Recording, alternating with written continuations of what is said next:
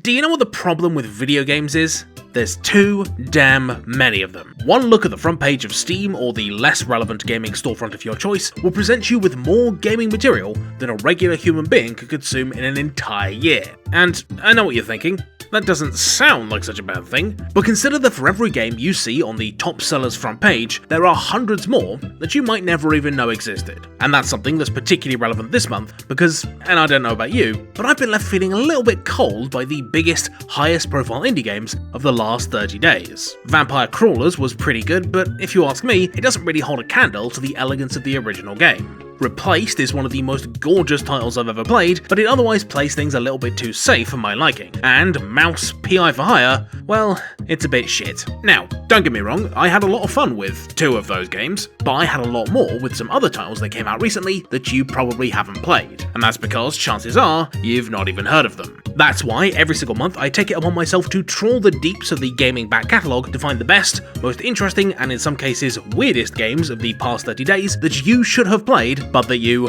probably haven't. All in the hopes that they get the publicity and attention that they so clearly deserve. And to make things even easier, I'll stick the best price that I could find for them and whether they have a demo up in the corner right there. See, isn't that helpful? Okay, with that out of the way, let's get started with a gorgeous game by the name of Sol Sesto. And I mean, if you're not convinced by the graphics alone, then I guess you're blind. But it's also a fantastic roguelike all about probability. Your job is to progress through this dungeon made up of 4x4 grids, with the tile you land on being determined randomly, which might result in you visiting a treasure chest, or a delicious strawberry, or a big meat monster that just eats you. And it's from this simple premise that the game spins out an incredibly deep web of strategic decisions as you take risks, plan out your route, and slowly but surely try to tip the odds in your favour in order to progress. It's really brain-busting stuff, but in a way that never gets completely overwhelming or loses its great sense of momentum, as you slowly figure out the most efficient ways to clear monsters and progress deeper and deeper into the dungeon. If you're into logic puzzles, maths, and absolutely gorgeous visuals, then I reckon you will love Sol Sesto. Next up, we've got Derelict Star, which is a whole Metroidvania squeezed into a teeny tiny package,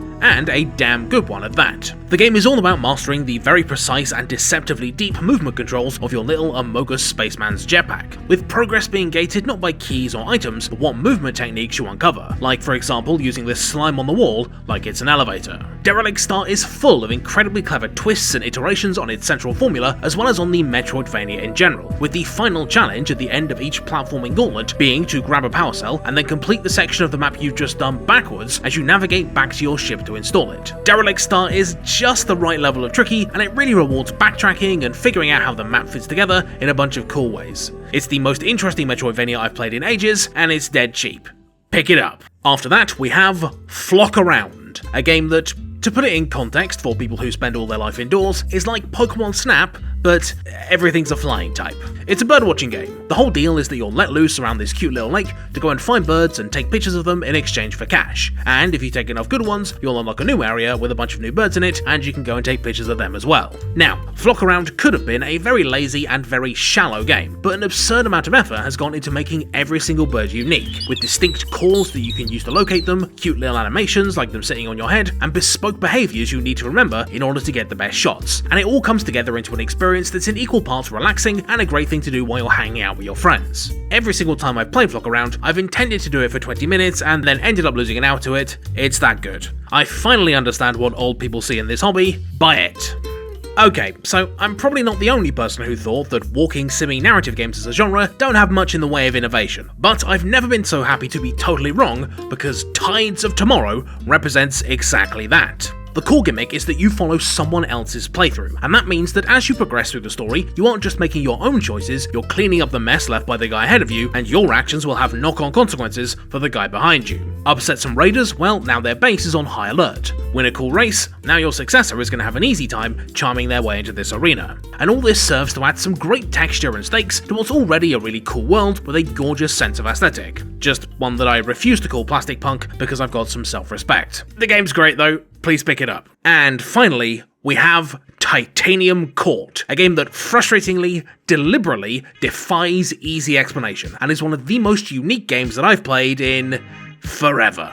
So, basically, it's a match 3 real-time strategy auto-battling metafictional roguelike, and that description is like 20% of what it's actually like to play Titanium Court, which is, in practice, a constantly surprising maelstrom of pure, undiluted silliness. There's a boss fight that makes you play bootleg Monopoly, one of the playable classes is defined primarily by its ability to commit and profit from insurance fraud, a major side quest involves dedicating your entire army's resources towards unscrewing a giant jar of mayonnaise, there's a love potion but it doesn't make you fall in love with people, it makes you fall in love with baseball, and there is an entire hidden optional game mode that sees you playing as a walking battle castle hidden inside the in-game codex. Titanium Court is nuts, and it seemingly never runs out of ways to surprise you and make you laugh. And I've not even got to the story yet, which is a really quite good metafictional genre-bending mystery about you getting spirited away to a castle full of fairies who mistakenly think you're their queen, with Puck, their sort of but not quite king, being one of the best written characters I've seen in a game this year. Seriously, I could just list all the weird stuff there is to find in Titanium Court, because it really is a game like no other. But if I did, I'd be here more or less forever, and I wouldn't be able to get to the fact that in spite of its insane commitment to whimsy, the strategy portion of Titanium Court is so well designed and so well balanced that it's enough to support a whole regular game on its own, even if you remove the 80% of the rest that's just all jokes. The writing style is not going to be for everyone, so please do try the demo first to get a taste for it, but for people who can get on Titanium Court's absurdist wavelength, there is something truly special here, and an utterly unique comedy, strategy, tragedy experience to be had. This video was brought to you by the Architect of Games supporters, a cadre of loyal minions who, as we speak, are systematically hunting down anyone who dares watch YouTube videos for free, which, as we all know, is illegal. In exchange for their loyalty, I provide my supporters with a few extra benefits that you too can enjoy if you want to support the channel as well. There's bonus behind the scenes stuff, your name in the credits, and as of recently, an extra 3 games a month that you should have played. So if you'd like to get in on that action, simply follow the link, and if you don't, well, it's been nice knowing you. Of course, my top tier supporters also get a special voiced shout out, and those people are Ali Wright, Andrew Lebrano, Anna94, Baroness Caroline, Bobby, Constantine Amend, Cosmix360, Daniel Medjez, Daniel Ursin, Dirk Jan Karambeld, Digletier, Dis Ellie, Ecton, Edward Franklin Woods, Edwina the Space Bun, Eric Woolston, Eugene Bulkin, Fullabaxi, Furious Hulk, Gazcol, How,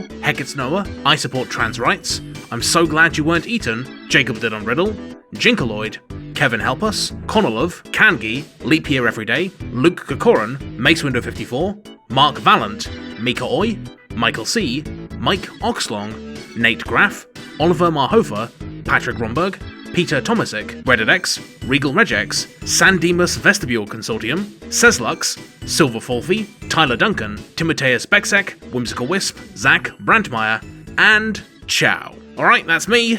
See you around. Bye!